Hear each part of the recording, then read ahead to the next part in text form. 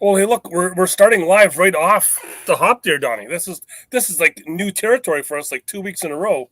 We're not waiting like 20 seconds here, but welcome to the live show, everyone. Corn Doug, along with I'm going to point the right 2 weeks in a row the right direction, Mr. Donnie McPhee. Hello, friends. How are we? So how's this week been for you? I know it's you got Halloween, we got we're back playing cornhole at least in Maine. I've seen a lot of stuff kind of going there, which is great to see.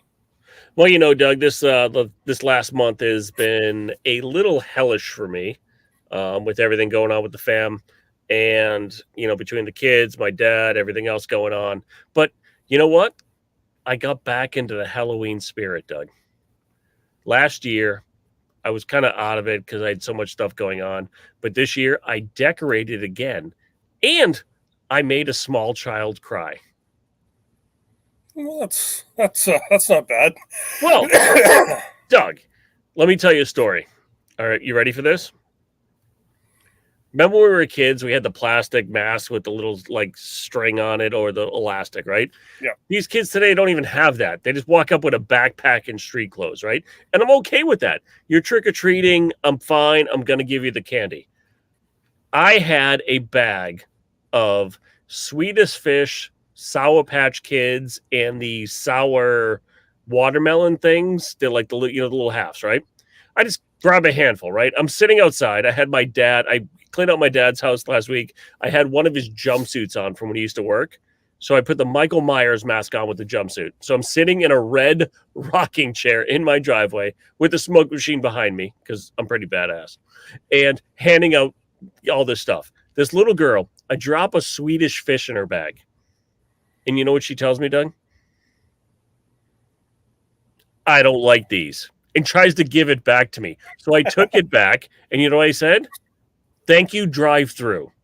Like you get nothing now. Yeah. I'm not trading candy. I don't care if you like it. You take what I give you and you're okay. And listen, people, you can be mad at me. But guess what? I come from a time and age where you were just happy with what you got. You get what you get and you don't get upset and you move on. Well, I come home from work Tuesday night and I was not feeling good at all. So it was just like, you know what? Shut the lights out. I'm going to the basement to bed because you don't want the kids, doing out there. Grayson went out. My wife went over to her with her brother and their kind of 1.5 year old. So they were doing that. I just stayed downstairs. I had it all planned out.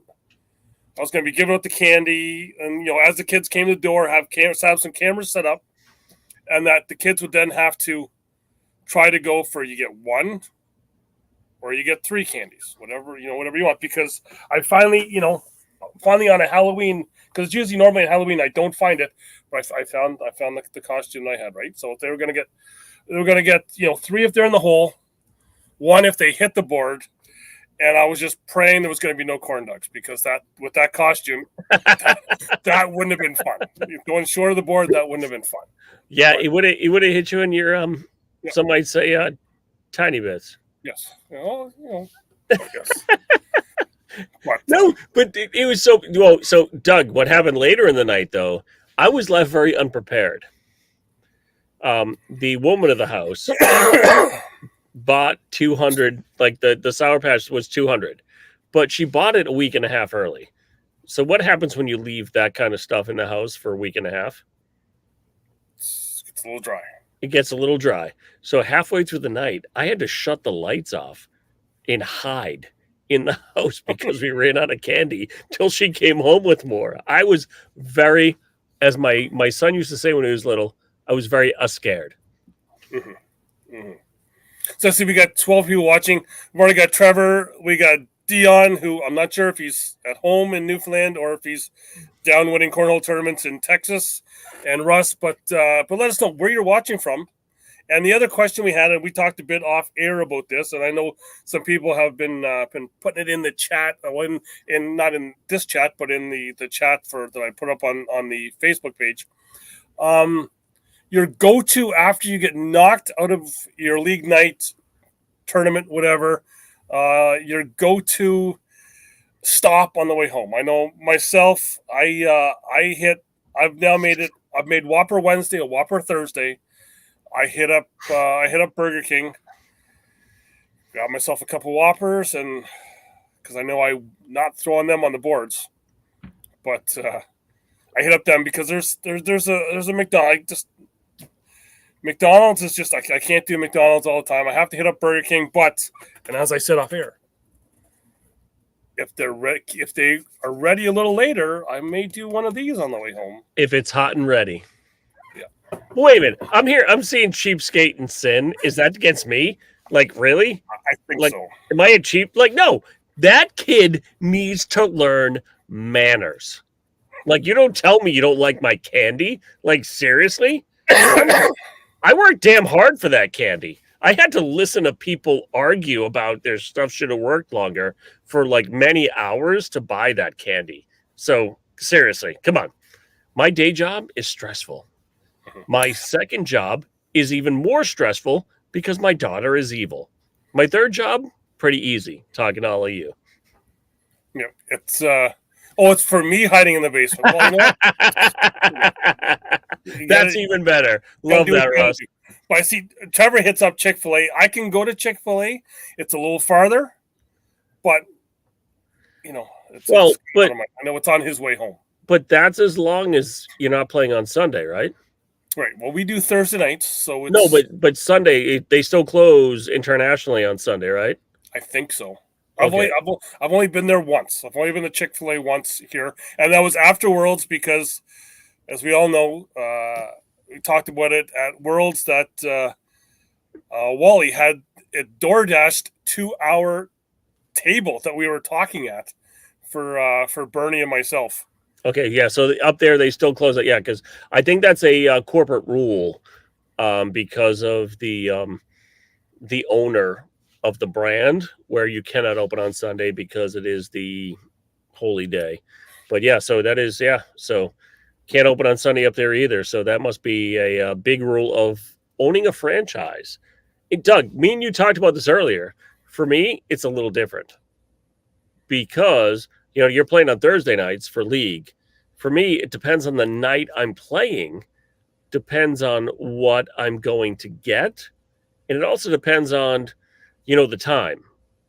Because a lot of times there is a Taco Bell around the corner for me that used to be open pretty much until like 2:00 in the morning almost every night. But the C word, and it's not the C word you're all thinking of, it's the other C word, the one that the world closed the world down. Okay, yes. Yes, that one ruined it, and it started to switch back to like 10 or 11 depending on the night. So I had to figure out which what time I could run to that Taco Bell. And, one night I ordered the party pack of tacos. Doug, you ever ordered that? Yep. Well, I ordered that at one night at 11:30. I think I ate 10 out of the 20 tacos. And okay, well, our party packs here are only 10.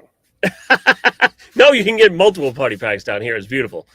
But the next day, not so good. Yeah, that was my this cough has got to go. When I was down at Worlds, I had my choice of on the way back to the hotel was McDonald's or the Taco Bell, and I have to say I do get spoiled when I go to the Taco Bell, especially in the lower states. I'm not sure if you guys still have it, but they have they still have the Nacho Bel Grande, the Taco Bell. We don't have that anymore. We get the small little Supreme crap, and I've got to get the big. No, Nacho Bell's Grande. Nacho Bel Grande is one of my favoritist. Obviously, we have one comment. Wolfpack Cornhole is one for you. That's right. Titan bags, baby. Woo! Let's go. Greatest company in the whole wide world. Honestly, amazing, Wolfpack. I think maybe they should maybe have like a Canadian something they sponsor as well. And a Canadian affiliate? Yeah, maybe Brendan can do that. And maybe I might have to set up a conference call. Yeah. But no, but the thing I love about, fast food is sometimes it's just So I was going up to my dad's place the other day with my brother, and I dropped the kids off at school. I came home, and I'm like, I did one of those things, Doug, that I usually do. I'm like, I'm just gonna lay down in the bed for 5 minutes. 2.5 hours later, I woke up and I'm like, ooh, I'm on my way. I'll be there in a little bit. Yeah. So I literally stopped at the BK Lounge, and I got 3 double cheeseburgers and brought them up there. Pounded one in the car, and then brought the other 2 up. And I'm like, I told my brother, I'm like, hey, you want one? I got one for you and me. I didn't tell him I ate one in the car, but I'm like, hey, let's go. Because, listen, sometimes you need that comfort food. What gets me is, and it drives me absolutely insane, and I don't know why, is, and I know we should be talking cornhole, but we're talking food, is the people that go to Taco Bell and order one taco. How can you eat just one? I'm just going to eat light. I'm just going to have one. You can't have just one. Well, sometimes when I'm traveling, Doug, though, I do get the 5-layer beef burrito and a large Mountain Dew, and I will use that as a road comfort food when I'm doing like the big trips, either West Georgia, Ohio, out to Iowa. I'll just like pound one of those really quick and then just wash it down with the Mountain Dew. So sometimes it's not just about what you like after a tournament. Sometimes the comfort food as you're traveling to the tournament. And I know I'm thinking here now, I'm saying the stuff I don't like about something because in case someone's watching, the thing with Taco Bell is the hot sauce issue. Because they say you should only, one hot sauce packet should do 2 tacos. For me, it's 2 hot sauces for 1 taco. For me. See, I'm the no sauce guy. Because possibly when I was younger, may have been in a little bit of a competition, and 1 soft taco, can't take a drink till you're done. 23 on 1 taco. Really? Kind of running down the arm. Yeah, but it was couldn't take a drink till you're done. 23 hot on 1 soft taco. Ooh, that to me that's a little rough. But it was a couple hours later, but yes. Yeah, when it's coming out sideways. Woo. Wait. So we're talking here. I'm seeing that somebody put that Mana Wars. That what was it? Amanda won Open throwing Titan bag Mana Wars. Won the ACL Canada Open in St. John's last year. That is a 10-5 bag, Doug. That's a hard bag to control. Because depending on where you are, depending on the conditions, that 10 and 5 can be a little tricky, depending on the board you're playing on. Yeah, and she, if I remember correctly, she lost in the Queen Seat game, then came back, won her next game, then double dipped Crystal in the final, throwing those. Yeah, I mean, I love that bag to death. Don't get me wrong, but that 10 side, if you're not throwing it perfectly, it will sting. You get it? Man of War? Yes. And even that, if you go back and watch that final, which is on the YouTube channel for the down and back here, the women's final, because something kind of went a little amiss and I couldn't get it on the regular ACL Canada stuff or live. The one set of boards was underneath a heater, so there was heat blasting down on one set of those boards. One side or one set? Yeah. Well, sorry, one side. So okay, one side. Okay. So if you're watching it, throwing left to right, the right boards were right under a heater, and the way the heater was kind of positioned, it was actually only blowing on one of the competitors. Okay, so it was only throwing on kind of one side of the board. Yeah, it was only deflecting heat on the one side, so it was. I mean, that makes it tough. I mean, look, Doug, I've talked about this a lot. I mean, You can take one set of bags that's working at the front of the venue and it's working amazing. You Yep. move to the boards the furthest back in the venue, or you move to a broadcast board, right? Sometimes like especially those ESPN boards where the lights are shining down on it, it makes the the poly, the board, act a lot different, right? I can see something going on in the chat now coming on with between Andrew and Derek. They were going at it in the Facebook thing there before because Andrew did beat Derek in the rounders portion of the ACL Canada Pro qualifier in Newfoundland, and then Derek came back and beat him in the game to get to the final. But wait, what does Derek throw? What He Derek throws, he throws that other company called with a U. yes. And what does Andrew throw? I'm trying to remember. I think Andrew might throw. Is it Octane's Andrew that you throw? I can't remember. Maybe not. I'm not sure. But I know that Derek, just to go back to our other topic, Derek says that he's never out of a league night early. Yeah, that's cute. Listen, when you only play with 4 people, you're always at the top. I love you, D. No, but that's the hard part. So, so he's talking about psychos, right? So, psychos, there's 3 other bags on the market that are the same as psychos, right? You really look at like almost a psycho and a man of war are pretty damn close. Mm-hmm. When you talk about speeds, you know what I mean? When you're talking about, there's some great bag companies out there that make some amazing bags, but people get too stuck on the label on the bag instead of the material, right? When you look at it, Titan has an amazing set of bags. Ultra has okay bags. Octane has okay bags. But, they're all pretty close to each other. I mean, for me, a lot of time it comes to the feel of the bag, how full it is for me, because I need a fuller bag. Yep. And really, how that bag settles for me. Like, I only throw Titan. I throw Titan because they're my favorite company in the whole wide world. But, I mean, I'll throw other bags. I mean, I throw Lucky bags and I throw, other bags, Ninja bags, in blind draws and stuff like that.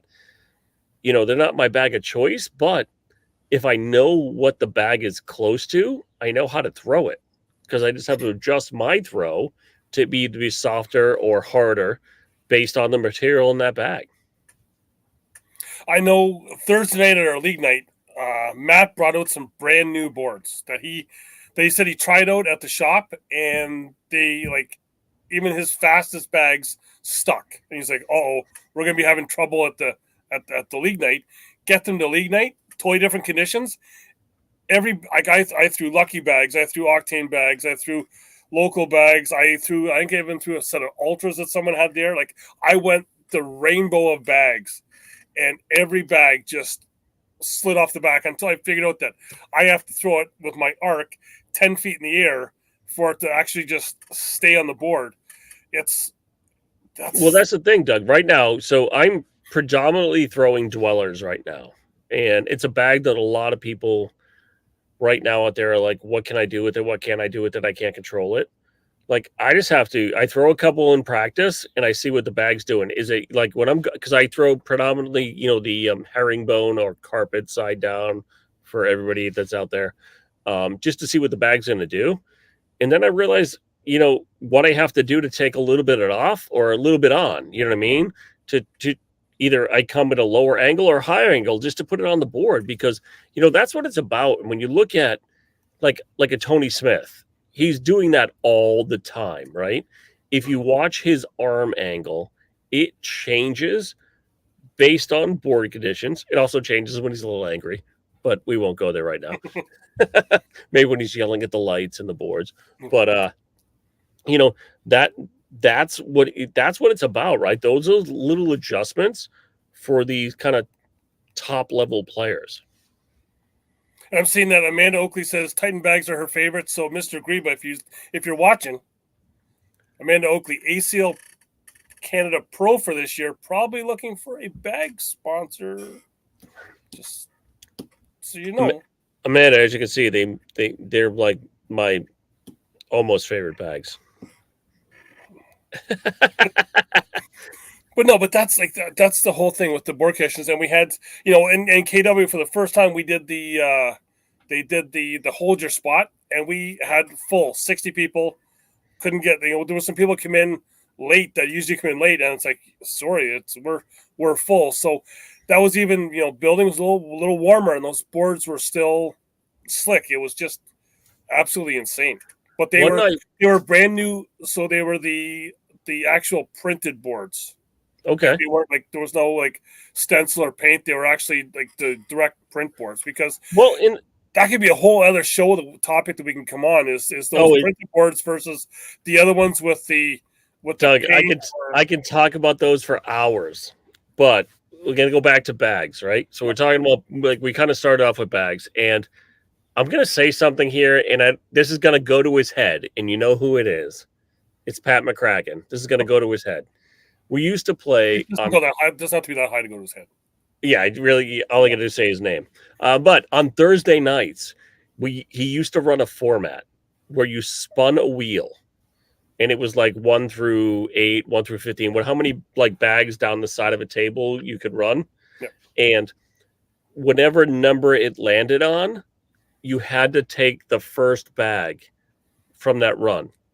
So you bring 3 or 4 bags. I'd bring 3 or 4 bags. You know, Amanda bring 3 or 4 bags. Derek would be 3 or 4 bags. Wolfpack big bags. You know what I mean? We put them on the table and just kind of stack them up behind each other. And it was like a vending machine. So as that bag got pulled, everything else came forward. Yeah. So it was a lot of fun because I spun, and whatever I spun, you had to play. Okay. And when you spun it, I had to play the other bag. And you didn't know what it was going to be. It could be the stupidest bag. Like, I used to put the fuzzy bags on the table all the time just to drive people crazy. But it was so much fun because it made it a night where you could just get back to the basics of the game and just play cornhole and not worry about winning or losing, and just getting back to the purity of the game. Well, and that's what we went to on Thursdays, the math, and now I've finally figured out how he actually does it. So because I always wonder, like, why is the top person throwing these dice at the end of rounders for our swap nights, for league nights, but that is the whatever, he's got some special sided dice or whatever, and that is the role is to see whether it's all numbered, whether it's the split is going to be by PPR, by record, or how it's going to be going. Are you talking about Matt? Yes. You sure they weren't like 128 sided dice from Dungeons and Dragons? I'm not sure. But no, it's so I guess there's really no way to sandbag, because it depends on the roll of dice. Is it going to be is everyone going to be split up by record, PPR, DPR, whatever kind of stat, right? Which I think makes it better. We've done it a couple different ways with Marky Berry down here, where, you know, we've done top bottom, we've done kind of random, but we've also done it a couple nights where halfway through we don't tell anybody what's going on, and then we either say top, we do the spin wheel for top or bottom. So if the top person, whoever came in first, they get to pick what the format is without looking. You can't look at the scoreboard, because we're not going to announce it till the end. We call them up to the table. You need to say top or bottom without looking. And, or it's last place that gets to pick it. You know what I mean? Because it makes it more fun. It's like, stop trying to sandbag. Well, PPR is good, but at the same time, there's too many people that will, to Doug's point, sandbag it a little bit to make PPR play who they want to play. Mm-hmm. Yeah, I was middle group this time. I think my PPR was like a 5. I think actually maybe a high 5, low 6. I believe I had one game where I was like in the 4s. It wasn't good at all. Were there all beginners there? Or? Some. but yeah, it's it's that whole, like, your PPR thing is just, and I it's a stat that I hate, because listen, Doug, here's the thing. Remember we used to do the whole thing, podcast versus podcast? Yeah. Right now. I actually kind of don't, because I was always on the outside looking in on that one. Yeah, I got eliminated a couple times too because I was a team of 3 and I'm still not that good. So Yeah, I maybe. was sitting on the sidelines with you, Doug. But at this time, now we'll kill people because guess what? We may not be the best players out there, but we're streaky. Yeah, We'll we'll very. we'll, we'll bite an ankle. My thing is that I can throw good in the rounders portion of swap. Get me in a bracket, and I'm absolutely garbage. Listen, I am the king of rounders. Yeah. When rounders ends, I'm garbage in the playoffs. I can't figure out how to. I can't. I'm not a closer right now, Doug. I can't close. Yeah. Yeah.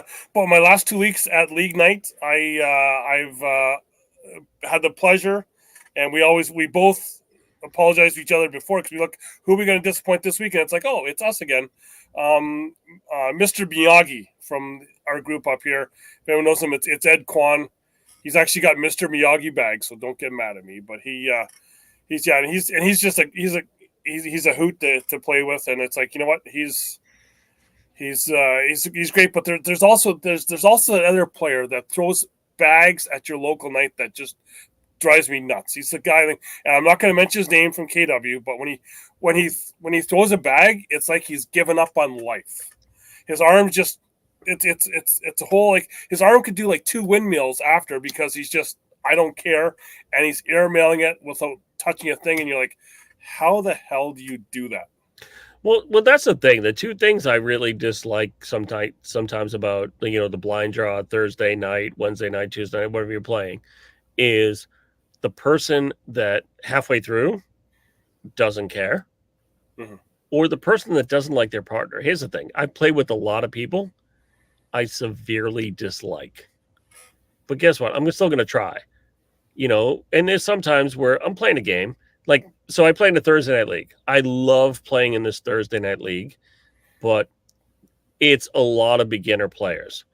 So a lot of times I'm just throwing airmails to have fun, right? Because I just want to be there and relax. I don't want the pressure of playing against other people. I get way too damn serious, Doug. And we've talked about this. Yeah. And, I'll hit some, I'll miss some, and they're like, "Oh, you're better than this." I'm like, "No, I'm here to have fun. I'm here to have a great time." But then you get some of those people that get in there and they're like, "Oh, I'm going to beat you." I'm like, "All right, congratulations. You might be able to beat me, but I'm here to have a good time." And if you start beating me, I'm going to start throwing a little bit too at the same time. And I'm not there to kind of, pull punches or to miss bags. Yeah. I'm just going to try different shots practicing. Yeah.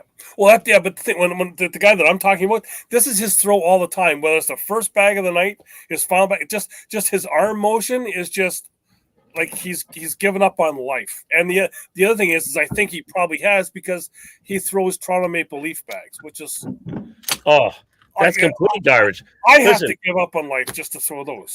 Listen, there's only one great team in hockey ever, and they are from Canada, but they're the red, white, and blue. Don't know. I think Derek put it in the chat. I think he's sitting there with someone. There's someone beside him, I think, with a. Oh, he's here with a guy with a. Derek, that is an amazing person. Where are you, Derek? Because listen, 27 Stanley Cups, 27. We're the greatest team ever. How many were only when there was only 6 teams in the league? We don't count that. Buffalo Sabres, Jesus Christ, you suck to suck. Well, so Derek is home. Oh, he's a new. Oh, look at that! Listen, Derek, I'm coming up there soon. We got to figure this out. We gotta figure out when me and Dougie come up and we can hang out. Because I need to come there. I've heard we may know something soon. That's all I can say. I wasn't given any kind of. All I was told is if you're looking for any kind of announcements, they're coming soon. Is it a kiss the fish? Is it a kiss the fish tournament? You can kiss whatever you want. But apparently that not even when you're going to be paid to be at these events do you get to know early. That's all I can say. I don't even know. I don't know. I said, can I just have a date so I can know when to get off work? Nope, I couldn't know anything. Sean, what are you doing? You should be like in bed with your hangover because I seen a picture of Sean this morning that he was awoke. He hadn't even woken up yet. He was underneath a chair. He was sleeping under a chair still. Well, Doug, that's the big thing for me, and that's the one thing I've talked to some of the powers that be from the 3-letter organization is that I need advance notice because I have to request the time before other people do. You know what I mean? Yeah. I have seniority at work, but at the same time, we don't do seniority, right? It's all because I have more vacation time than others, but I need to have time to request that time so I can be there because, I mean, most of these places, like even to get to Newfoundland, ready? For me, we talked about this and we talked with Derek a couple weeks ago about this. I would say MapQuest, but I didn't MapQuest it. I Googled it. And because I don't want to show my age. I Googled it, and for me to go up there by like car, it's like I think we figured out it was like 2.5 days. It was like 30 hours or something like that, just to get from Boston up there, like trying to go through. Yeah, the fruit store will not let me leave anytime I want. But like to fly there, it's even tougher because I have to kind of bounce around a little bit, and then it's considered international, although Canada is my friend. It makes it a little harder to get there. So, you need to understand what that time is. I mean, even for you guys up there in Canada to get from one side of the country to the other, it's still a couple hours. It's like me going to LA. You're talking a couple hour flight, or it also depends on the airline you can get on based on how quickly you're going to get there. Mm-hmm. Well, yeah, we talked to Derek, like for him just to get to when he goes to his 2-week trek for work, he's like, was he like a 6-hour flight? Yeah. For here, so it's. And Sean, it's not cheap to fly there either. Like to get to Newfoundland, it's not cheap because you got it's literally it used to be. All right, I'm going to go back to what does it come from away? Here we go. I'm remembering here. It used to be the largest international airport in the Americas. That's what we're going to call it. But then, once, bigger planes came in, it kind of shrunk down a bit. So it's made it, it used to be cheaper back in the day based on the economy, whatever it was, blah, blah, blah, inflation. But now it's even harder to get there just because of where it sits. And, for me and you, Doug, for where you live in Toronto, it's LaGuardia and that whole New York area that is the cheaper area to fly through just because it's a central hub. Yeah. But we go back to them pre-1949, pre-April 1st, 1949, they were neither Canada or U.S. Yeah, nobody cares. Well, as I told some people, it does matter in my house because the first premier of Newfoundland is my wife's great uncle, so I have to be. Yeah, although she says we can't say that in public because there's a little bit of a divide there still. But well, so Doug, ready? I'm gonna spill some tea right here. So, like my dad passed, and we were cleaning out his house. So we found. You're talking about the videos, are you? No, not the video. Okay. We're not going back to those videos. That's pretty scary. They're over there behind me. And not Halloween scary. Yeah, not Halloween scary. Just be careful what's in your parents' closet. Listen, for me, it's browser history, and I only use private browsing. But like we found stuff from my grandfather, and we found stuff where he was from Scotland, came through Nova Scotia, came up through Canada, like Newfoundland and stuff like that, and his name changed like 3 or 4 times before he got to Ellis Island. So his birth certificate is ready, MACPHIE. So way different than my last name, Mhm. which is MCPHEE. And then it changes when he gets closer to the US, which is MACPHEE. So like I'm just confused. I'm like, I don't even know who I am anymore. My whole life is a lie, Doug. Just think of how many Scorholio accounts you can have that are actually your name. Well, I'm calling Ben. I'm getting them all. I'm getting them all in. Yeah, I might be better than a 52. You don't even need a fake account or a fake name. You can just have, you know. But yeah, it's no, but it's cool. I love what's going on up there too, though, because I think the way Canada's going to start exploding in the next 6 months to a year, because we talked about this a couple of months ago, where like down here ACL US, they've only announced the East Coast. Really, it's it's Myrtle Beach, it's Tiverton, Rhode Island. Like next weekend, I'm in Tiverton. Which is one of the big opens. And for me, from where I live to there, it's still a 2-hour drive, right? So it's not even worth the plane ride. It's just worth the drive. But everything's on the East Coast. Even New Year's in Myrtle Beach, right? Yep. But, the second half of the schedule, they still haven't been released yet. And we're in November now, and we don't even know what's happening in January, February yet. Well, if you look at the ACL Europe, they're announcing stuff for like November 2024. I think I've seen some stuff come up for us, or later in like 9 months out. So they released Italy too, right? Italy is what's that? Is that January, February? When is that? I thought it was later than that. Oh, is it? Oh, we got Mikey Curran watching from Corn Stars up here in New Hampshire. He's a place I play all the time. He's one of my bestest friends in the whole wide world. I love that man. Damn handsome. Look on the book of face here.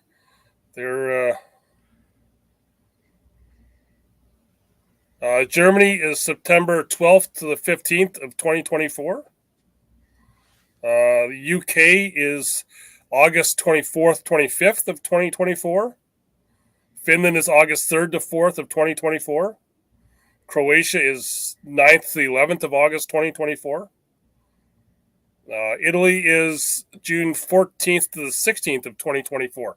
So they are like far out, and they're already being announced. Well, but that's the thing, though. But those are Worlds and Spencer sandwiches right there. Yep.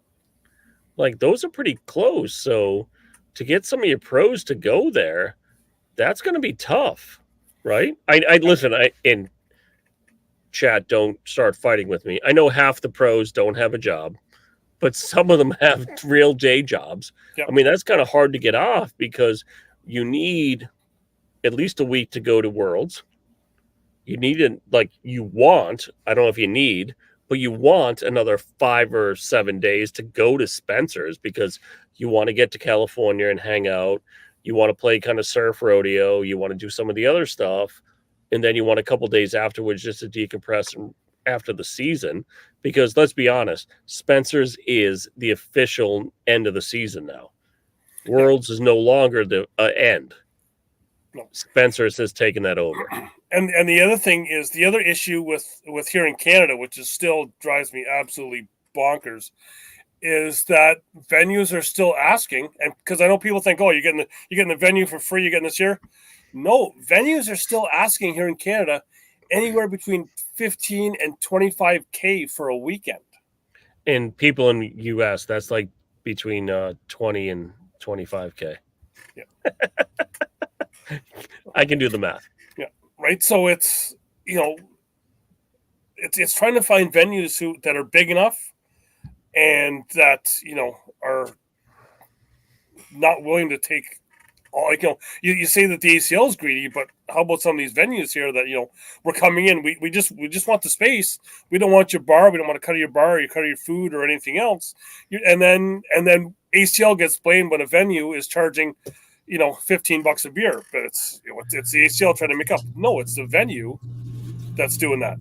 Well, and that's tough. I mean, because down here we see it sometimes too, right? I mean, at the most, we've seen some venues charging like $5 to get in, right? And people are like $5 a day or $10 for the weekend. That's a lot. And like, you don't know what that director had to go through to get that place.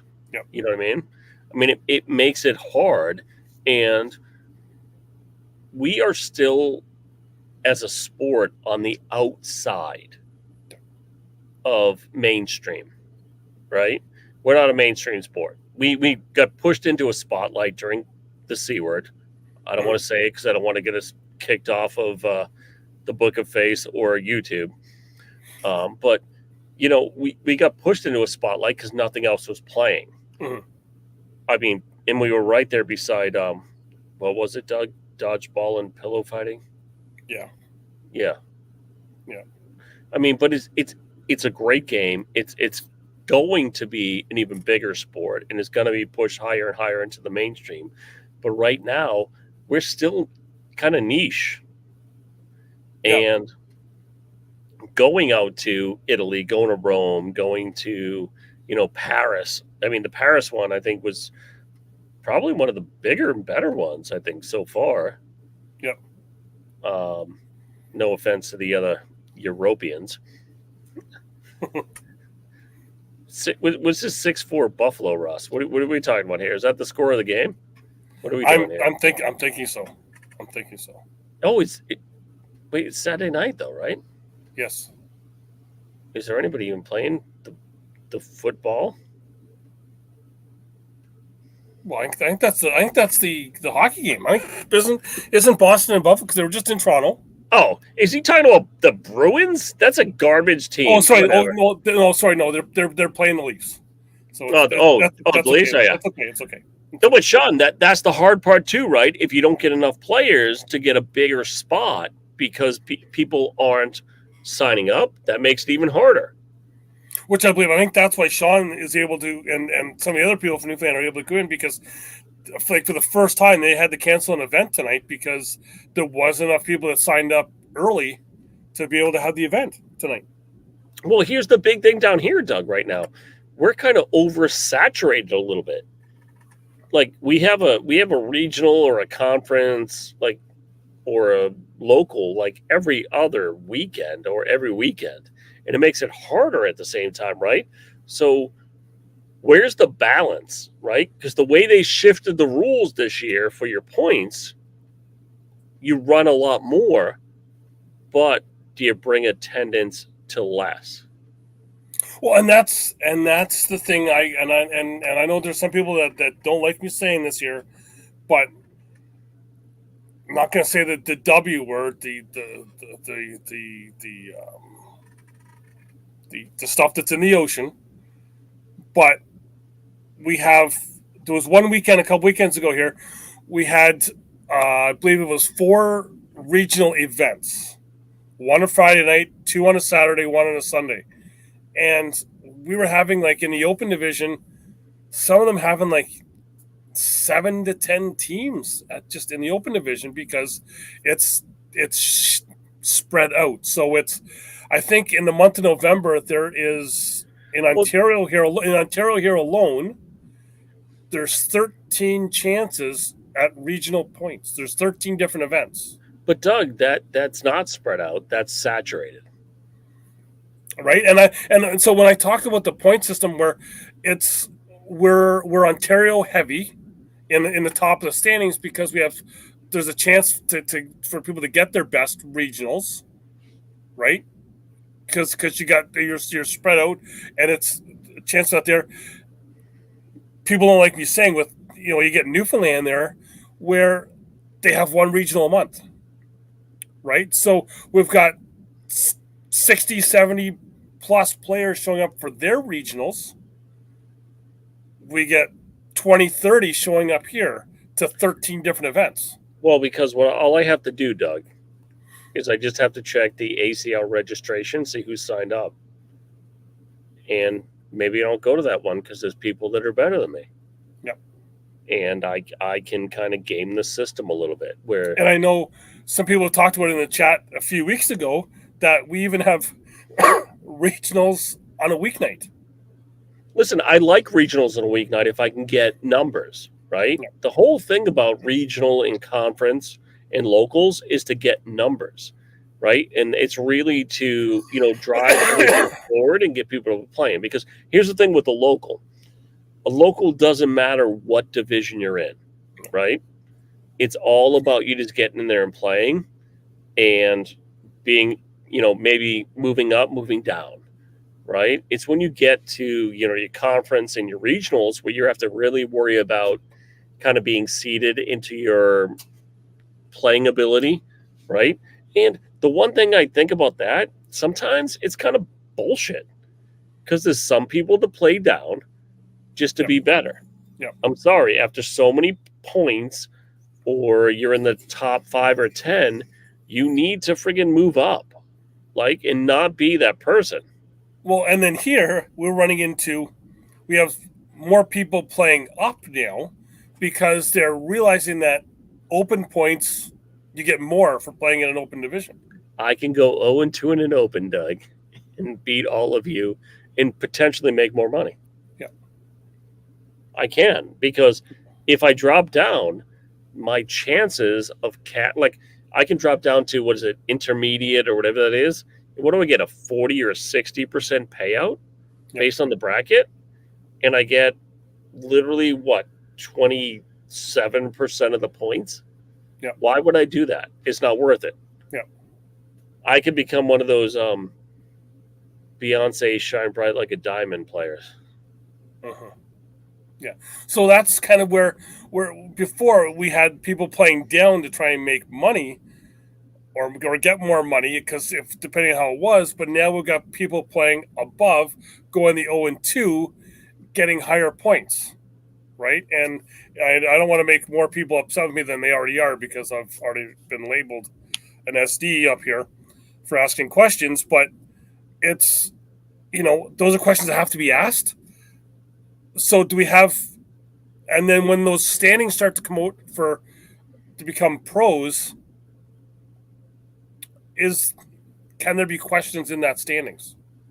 Who knows? Well, Doug, I can make a statement that will make a lot of people angry. I do that all the time. Oh, I can make it worse. If you're an international pro, are you a pro? Well, for this year now in Canada, we are, because we have our own pro division. Well, but We're pro in Canada. Does that make you an ACL pro or an international ACL pro? An ACL Canada pro. Yeah, but what's the difference? Canada, yeah. But no, still, I think they'll still be playing in the Diamond division if they go down to the States at any other big tournaments down there. But that's what makes it. Listen, if you're going to put pro in the title, and this is nothing against anybody that listens to this, anybody that's from Canada or anywhere else, if you're going to put pro in my title, I should be able to play in everything that's considered pro. Yes. It should not be separated. It should not be different. If you're going to tell me I'm a pro in your organization, you cannot separate it by international borders. Yeah. As much as I dislike, don't care about anybody that's involved. True. I'm sorry. You can't do it. You just can't. Yeah. It has to be you're all in or all out. No, because our last 2 years, the international pros have played in the PDC. Again, and even some of them had said to me, are we really pros if we're just playing in the PDC? They should be up with, they should be in with the pros. If you're gonna call them a pro, put them a pro. If you make me buy the damn jersey, I should be in the conversation. Correct. That's how I feel. And I'm sorry. I feel bad for some of the international pros because they're not in that conversation. They're just not. They're separated and kind of pushed to the side because I'm even going a little deeper, Doug, and I'm not trying to get you in trouble, but I'm just going to go a little deeper here. Ready? Some of these people have not even been put in the conversation when we're talking about Super Hole, right? or we're talking about some of the other invitational tournaments. Correct. Which I then put in the ear of Mr. Moore when I was down at Worlds, kind of doing backstage at the Cool. final for Super Bowl, the big kahuna for the ACL. Oh, that guy? Yeah, like that guy. Oh, wait. Oh, he's my new best friend. He's your new best friend. Yes. Shh. I said to him, I was like, you know what? We need a Super Bowl type event here in Canada. He's like, well, who are some Canadian celebrities we can get? And I'm like, we can get a bunch up here. Like there's enough people up here, especially if we're doing it in the summer. You can get hockey players. I've had like pairings in my head already that we could do, because we've got people from like, even you may go who, but the CFL you can get some of the I say bring Doug Flutie up here, because he's still. He's way more, he's way more popular in the CFL than he is in the NFL. Right. And you got another guy from the Argos, Pinball Clemens. You can get, I think, a perfect partnership to have is, if we have, especially having in Newfoundland, is have Valerie Mayo, whose maiden name is Newhook, and Alex Newhook from the Montreal Canadiens partner up, because I believe there's a relationship there. Russ Fisher, they get CFL players coming to their league night to play from the Hamilton Tiger Cats. Well, but it's bigger than this. It's bigger than just Super Bowl, okay? Because let's be honest, the Super Bowl is big in North America, okay? And that's Canada and the U.S. That's what I'm going to put as North America, okay? I'm going to keep Mexico out of it for a little bit, because they watch football, but it's not as big down there. The other football is bigger, right? But it's more about the world's superpowers, right? The ACL can take and make some super teams, from international super teams, where there's players, celebrities out there that are way bigger than some of the people we're dealing with, right? So what's the largest fan base in the world for sports right now? It's got to be North America here, right? But I don't know. Is it Europe though? With F1, with soccer? Right? Yeah. You really think about it, those are bigger fan bases right now. Like if you could get an F1 driver to play with somebody in a tournament, right? You could get, a football player from Saudi, like one of the most paid players in the world right now is in the Saudi league in football, to play with a cornhole player. I mean, it would be so much bigger and better, because I think that's where American football fails, because it only captures a certain market. And I know the ACL is going after other markets around the world, but until you start to bring those fan bases in and make them feel welcome at the same time, it's not going to explode and get bigger. No, I think for in Canada here, if we could have like a Super Bowl, if we have hockey players, it's gonna put a spotlight on there, because I already know that there is a few NHL players that play on JC Cornhole boards. Bo Horvat being one of, I believe he's with the New York Islanders now. I know one of the McGinns out of, I believe he's with Carolina now, has JC Cornhole boards that he got for a wedding present, but yeah, it's there's enough celebrities out there playing that I think we could have it up here. Could I partner with Mike McPhee or Patrick Waugh, the greatest goalie in all of cornhole? He might try to block the shot as you throw it, but Shane Wright is a big time player. He might be a big time cornhole player with the way his NHL career is going, but that's another story. Well, no, but even the thing, like, you even like look at what's his name, Pat McCaffrey. Yeah. He used to talk about how he'd play cornhole in the locker room and play against people. So Well, I know Jay Corley tried to have a thing going with McAfee there for a bit. Yeah, but he's got no heat. Yeah. I mean, Jay Cole's got no heat. Listen, Pat, call me. We'll play. You said you'd practice for 6 months. I only have to practice for 6 minutes. Okay? Guess what? I'm pounding 1,000 Miller Lights, and I will beat you. Okay. Doug, I'm a champion. Not only in life, but in cornhole. Okay. But that's the big thing is like you got to capture a lot of these other international celebrities and players to really start to bring more people in and really start to like make this game bigger. Like there's a huge faction in Japan. I mean, I watched them all during COVID playing. Yeah. What have you seen?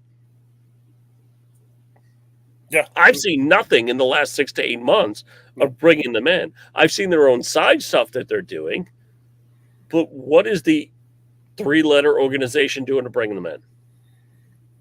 I think you could see something in Japan coming up soon just because, as Mr. Ryder said on the show here, he's doing his Disney tour.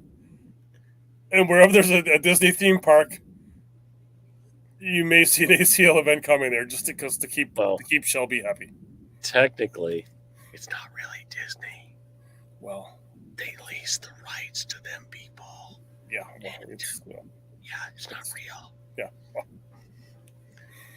Listen, I go to Disney all the time. I love it. But the big thing is, let's continue, all of us, to grow our leagues, invite more people in, have way more fun, because I see some people in this chat that have some of the biggest, leagues in Canada right now, right? I don't see a lot of my American friends in this.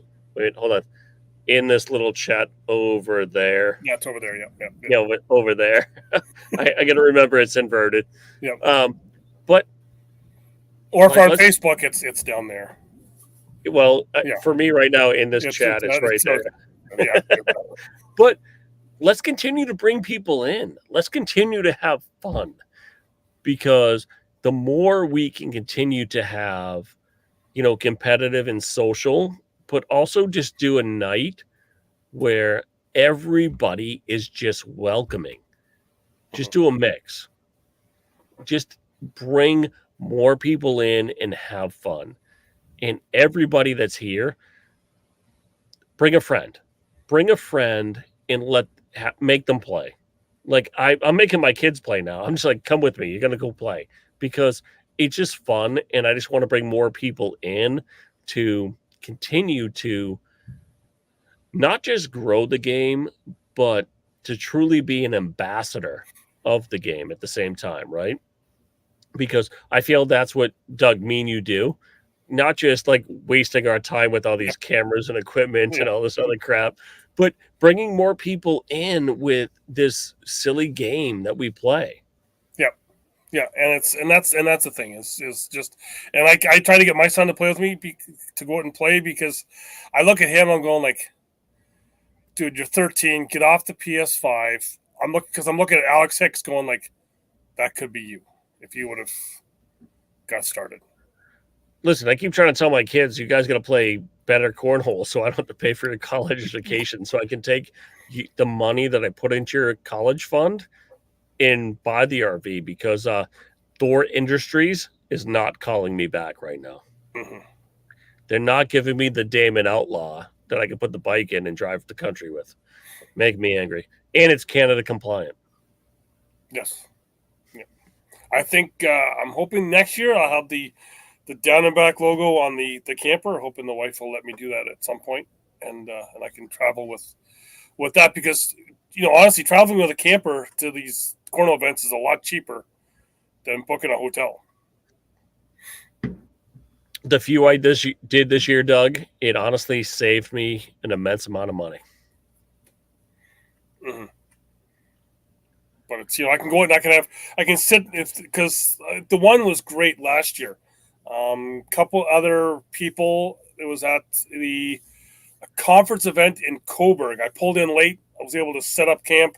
I went to the venue, came back, and then got to sit out with Adam Hubbard and Nicole and Johnny Parsons and his wife, which her name escapes me now, but we sat and watched Johnny Parsons fall asleep at the campfire, and then we just left him out there for the night. But yeah, it's fun because then you don't need to worry about being in a hotel to keep everyone else quiet because the campground, everyone's still going at night. So, but yeah. But I know we're up on the hour. I want to talk about one other quick thing.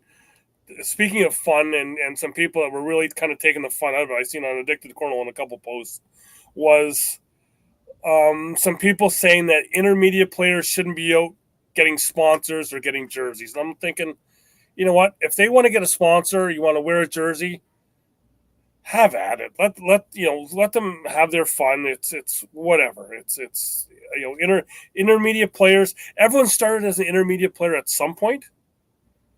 Some of us have reversed back into one of those people, but just let them go out and have fun as well. Like let them, there's nothing wrong with it. Doug, here's the thing: it's not even about fun. Guess what? If you're an advanced or an open player or a pro, and somebody else has sponsors, and you don't, they put in the work. They went out. They had a conversation. They talked to the people that own the company, and maybe they got a t-shirt deal, or they got money, or they got just kind of, maybe we'll sponsor for this one tournament. Guess what? They did the work. Yep. Shut your mouth, move on, because you didn't do it. I'm sorry. You didn't make it happen. One of the greatest hockey players of all time had one of the greatest statements ever. Doug, do you know what that is?